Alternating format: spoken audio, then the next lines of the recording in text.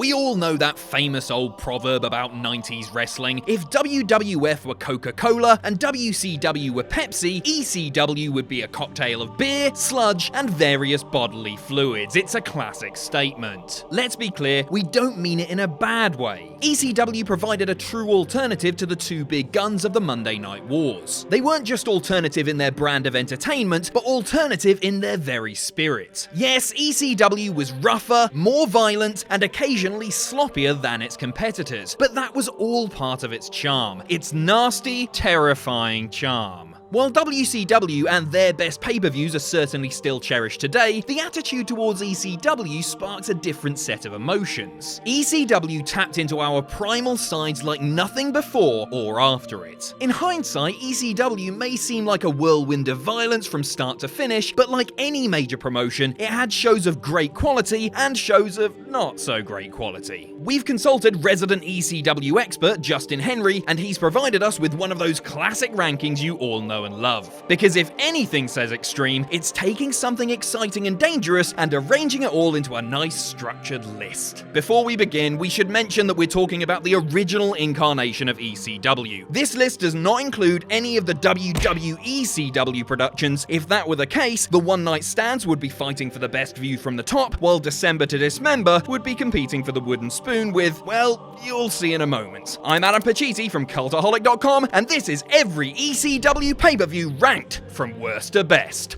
Join us! Number 21, WRESTLEPALOOZA 1998. WRESTLEPALOOZA is one of only 3 ECW pay-per-views with a standalone name alongside Barely Legal and Massacre on 34th Street. Paul Heyman has since suggested that Barely Legal was never used again because he wanted it to stand out as ECW's first pay-per-view event. WRESTLEPALOOZA stood out too, but not for the same reason. This was a one-match show, and that match sadly fell short of expectations. RVD and Sabu clashed in a 30-minute time limit draw, one which the fans seemed to tire of at stages. They even broke into a JYD chant at one point, the 80s legend having made an appearance earlier in the night. The main event saw Shane Douglas take on Al Snow, and was a frustrating affair. Douglas's triple threat stable constantly interfered in the bout, and despite a sea of mannequin heads willing Snow to victory, he couldn't topple the ECW champion. Douglas won, sitting down on a sunset flip for the pinfall. So extreme. Number 20, Living Dangerously 1998. Well, it was certainly better than WRESTLEPALOOZA. The inaugural Living Dangerously wasn't a spectacular show, but it did give us a spectacular moment. Bam Bam Bigelow driving himself and Taz through the ring itself. Matches like Taz vs Bigelow and Tommy Dreamer vs Just Incredible were fine, but others dragged the show way down. The mystery partner main event where Al Snow pinned Shane Douglas was muddled and rushed, and also hindered by the fact that Taz and Bam Bam had broken the ring.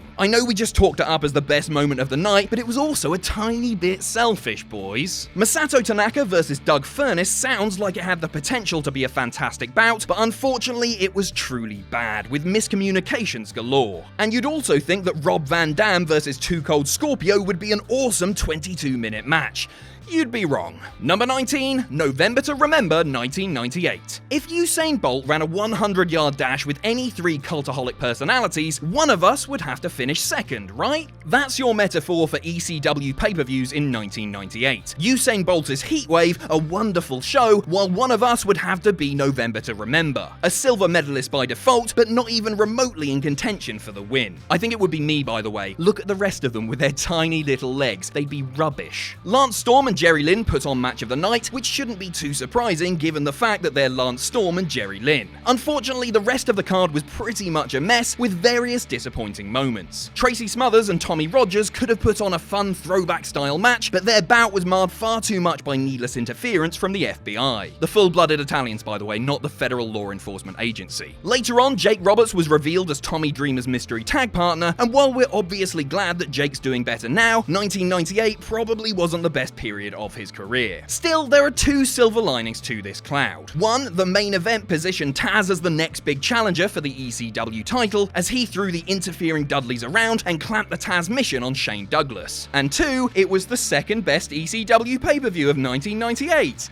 Hooray! Number 18, November to Remember 1997. Perhaps you're noticing a bit of a pattern here. With only a couple of exceptions, the first year or so of ECW pay-per-views did not reflect the rabid cult love that the promotion had been getting. Sabu and the Sandman are justifiably two of the most beloved and revered icons of hardcore wrestling, but the tables and ladders match they had on this night in Pittsburgh, well, let's just say any chance of holy you-know-what would not be of the positive sort. The pair spent most of the match punch-kicking one another in between big planned spots, most of which were missed. We had tables breaking before impact, a frustrated crowd, and missed spot after missed spot after missed spot. If you choose to watch this bout, we would recommend following it up with one of WWE's early TLC matches as a sort of hardcore palate cleanser. Like the past couple of shows on this list, there were at least some enjoyable moments. The most notable has to be Tommy Dreamer spiking Rob Van Dam with one of the most famous pile drivers in wrestling history, but even that couldn't save the show. The main event saw Shane Douglas regain the belt in his hometown of Pittsburgh, so at least the crowd got a storybook ending out of it. The match itself wasn't great though, as he went 25 long minutes against a tired Bam Bam Bigelow. Number 17, Living Dangerously 2000. Our list compiler Justin has been quite a cheeky boy for this entry. He says that a little birdie from those days once explained to him how ECW pay-per-views would come together. Who's your source, Justin? Tell us your secrets. Is it Francine? Is it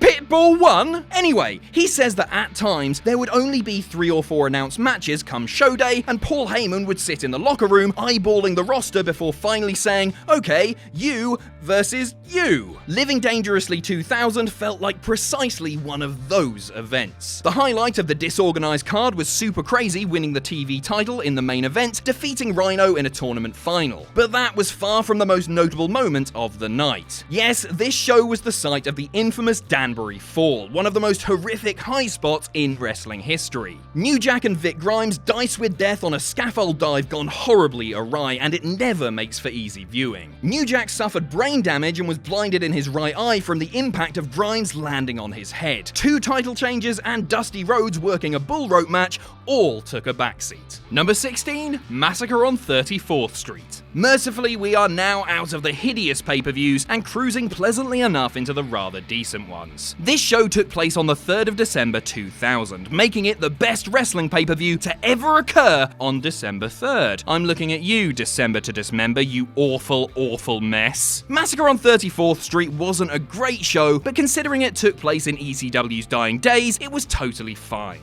The better matches of the night were of the tag team variety. Danny Doring and Roadkill's title win over the full-blooded Italians was a great match with a satisfying ending, and make sure to check out Tony Mamaluke's final kamikaze bump. Mikey Whipwreck and Tajiri's match with Super Crazy and Kid Cash was the sort of spotty insanity that the fans love, and was probably the best match of the night. It was an agreeable show, nothing mind-blowing, but nothing awful either. Maybe it should be renamed Perfectly Serviceable Wrestling Show on 34th Street. I'd have been great on ECW's creative team, I just know it. You know where to find me, Paul. Number 15, Hardcore Heaven 1997. ECW's second ever pay-per-view was always going to be a tricky prospect. Trying to match the specialness of Barely Legal wasn't going to be easy, although ECW compiled a card that had potential to do just that. Sadly, the Fort Lauderdale War Memorial Auditorium wasn't exactly the ECW arena. Say what you will about the world's most famous bingo hall, but the War Memorial felt even more indie-ish, like the ring crew had to have everything cleared out by midnight so the rave could start. Get your glow sticks out, lads. I'm having a party. The main event was a recreation of the famous 3-way dance from 1994, featuring the 3 same competitors, Terry Funk, Sabu, and Shane Douglas. It was an enjoyable enough finale, but obviously not a patch on the original. We also saw Tommy Dreamer defeat Jerry Lawler, despite interference from WWF stars Rick Rude, Jake Roberts, and Sonny. This was a decent enough show, but a strangely hollow one that should have felt bigger than it was. Many have since criticised the production values, which may have had something to do with the muted atmosphere. Number 14, Guilty as Charged 2001. The final ECW pay-per-view promised a monumental surprise, which most fans were hoping was a new national TV deal. Instead, it was Rob Van Dam making his first appearance in months after sitting out due to money owed to him. That's okay, I guess, we all love RVD, don't we? But it's a little bit like waiting for an ambulance to arrive at the scene of an emergency, only to learn that the driver can juggle. The writing was on the wall for ECW by this time, and this was the company's 3rd last show ever. There were 2 house shows the following weekend. Still, it at least delivered some solid action before the lights were turned off. The other major occurrence from the night was Rhino capturing the ECW Championship in an impromptu victory over the Sandman. Best match honours go to Tommy Dreamer's victory in a very underrated I Quit match over C.W. Anderson, just an old-fashioned, hard-hitting brawl with plenty of sadism. Lovely. As for Van Dam, he and Jerry Lynn sent everyone home with another chapter of their storied rivalry, the company's final televised bout. Number 13, Heatwave 1999. Glance at any social media platform on January 1st and you'll see thousands of those damn youngsters professing, "New year, new me." Surprisingly, it's also a slogan that can be applied to pro wrestling's most beloved hardcore promotion. Who'd have thought it? After a disappointing 98, all 6 of ECW's 1999 pay-per-views make our top 13. While the company was treading into financial peril that year, the combination of the TNN TV deal and the return of some major names lent a renewed flair to the promotion. Heatwave may have been the worst of the 6 shows from 1999, but there's really no shame in that. You have to love any show in which Bubba Ray Dudley nearly induces a riot with his pre-match spiel. It's also proof that some ECW fans were very silly indeed, because if Bubba Ray challenged me to fight him, I wouldn't attempt to jump the crowd barrier. Even if he was saying some really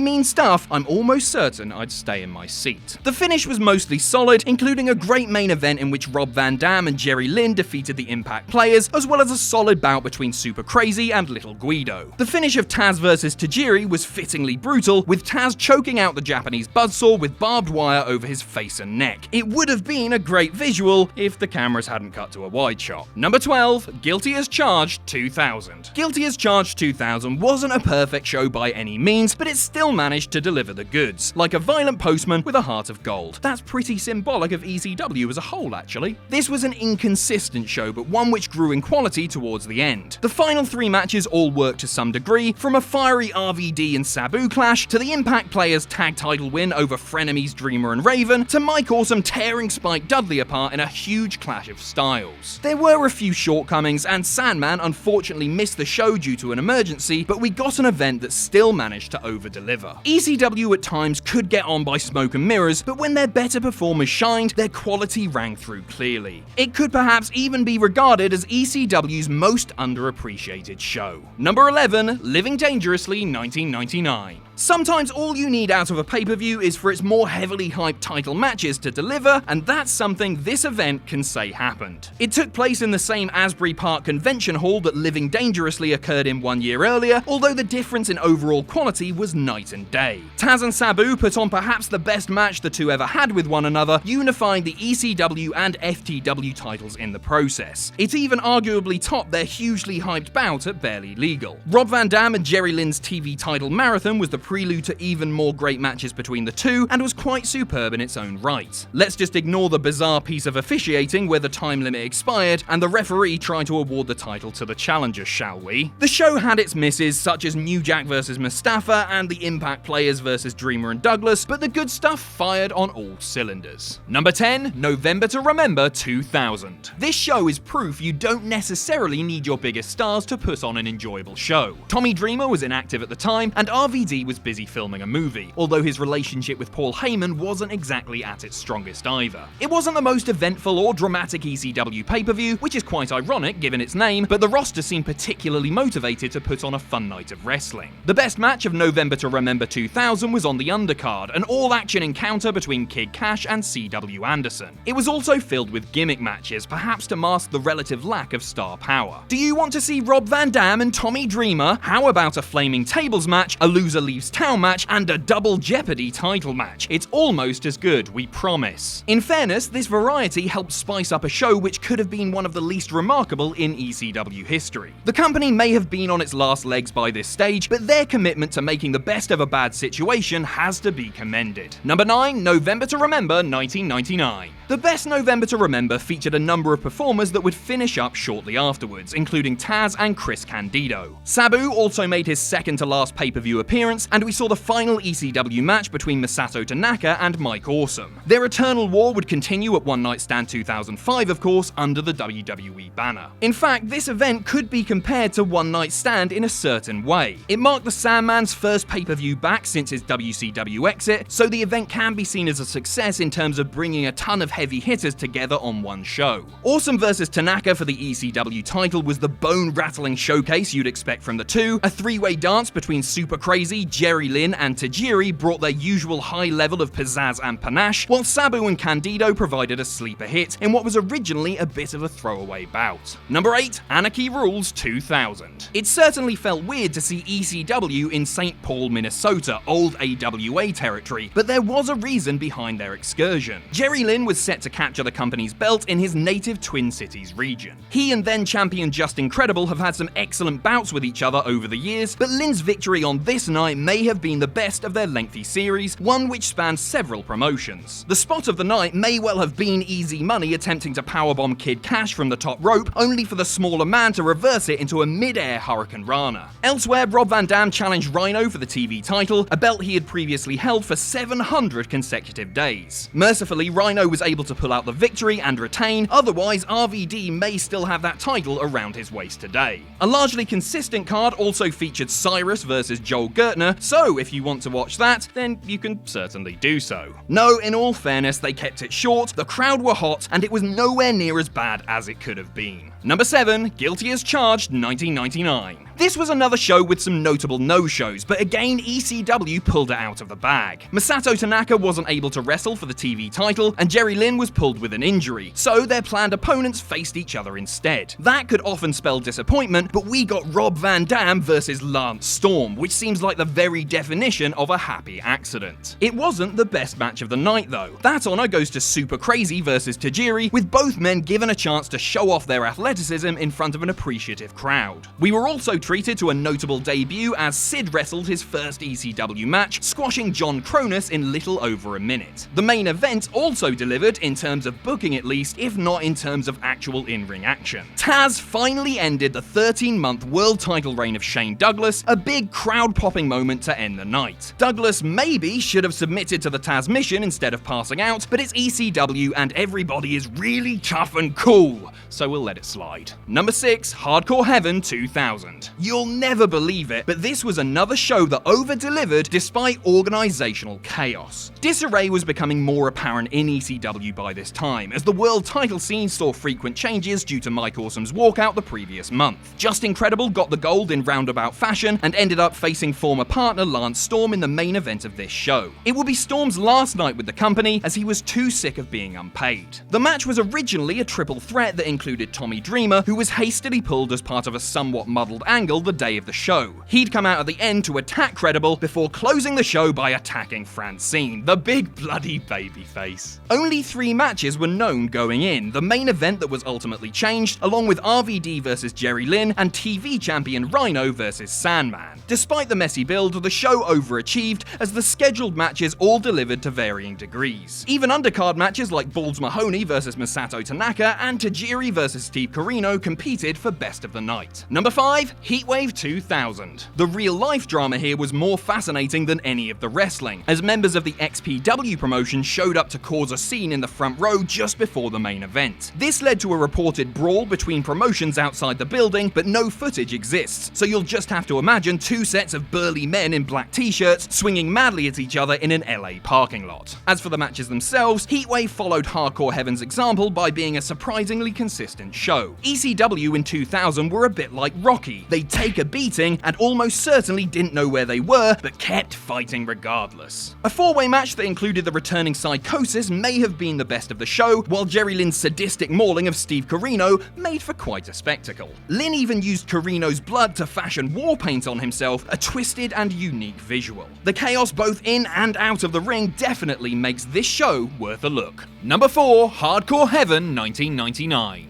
Some have called it a very overrated match. Others will tell you that it's one of the best matches in ECW's 9-year history. Somewhere in the happy middle, it can at least be agreed that Rob Van Dam's TV title defense against Jerry Lynn is a crucial part of ECW history. Famously, Lynn suffered a serious head injury early in the match, but managed to battle through the bout the rest of the way. At the very least, it remains an ideal primer for a new viewer of ECW. Unlike the previous few entries, which were more notable for their consistency, Hardcore Heaven certainly had its peaks and troughs. Jobbing world title challenger Chris Candido in the opener was a little bit unwise, and a Shane Douglas match with Just Incredible was pulled due to Douglas leaving. But matches like Tommy Dreamer vs Lance Storm, Super Crazy vs Taka Michinoku, and Tajiri vs Little Guido managed to outweigh the negatives. On top of that, the contest between RVD and Jerry Lynn was the sort of match of the year candidate that an ECW show desperately needed, and it carried plenty of weight. Number 3, Anarchy Rulz 1999.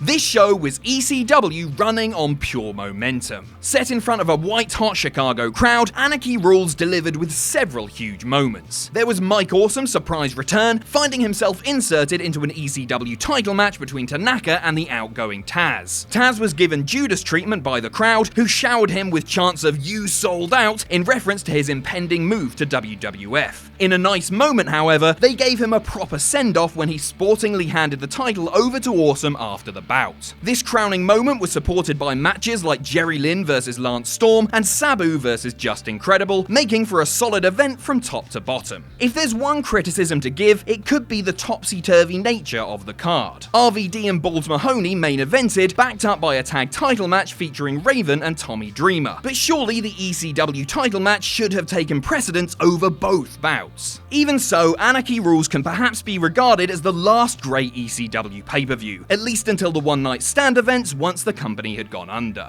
Number 2, Barely Legal. There are those who say the original ECW pay-per-view hasn't aged well. Perhaps the novelty of the ECW style on pay-per-view in 1997 doesn't hold up as much in 2019, but the night was still a magically seminal one. More than 100,000 fans bought a show from the number 3 promotion in the US, so that in itself was a major win. Perhaps Taz vs Sabu wasn't the classic match the hype seemed to promise, but it was a vicious-looking fight in its own right. The Michinoku Pro 6-man tag is probably among the 3 or 4 best matches in company history, and still very much holds up today. As well as the matches themselves, Barely Legal dealt in moments. We had Terry Funk's dramatic and sentimental final world title win, as well as RVD's self-serving speeches. All these elements combined to really put Barely Legal over the top as a remarkable show, and if you watch it with more heart than cynicism, we are sure you will agree. Number 1, Heatwave 1998. It's weird that the best pay-per-view in company history was one without a singles title defense on the card, but it's also kind of fitting. Of course, ECW's best show would be an unconventional one, given the anarchic nature of the company itself. As mentioned before, 1998 was not a great pay-per-view year for ECW, with the other 3 largely disappointing. This was a glorious exception. While the tag team title match was disappointing and disjointed, everything else delivered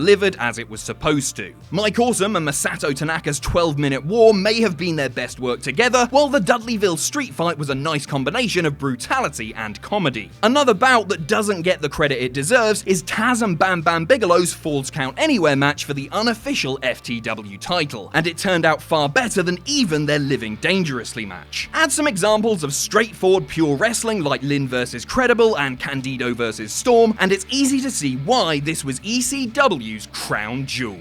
Thanks for watching. Let us know what you think in the comments down below. You can follow us on Twitter at Cultaholic. You can find us on Facebook at facebook.com/Cultaholic. If you enjoy what we do here at Cultaholic, you can pledge to us on Patreon. That's patreon.com/Cultaholic. And most importantly, don't forget to hit subscribe and join us.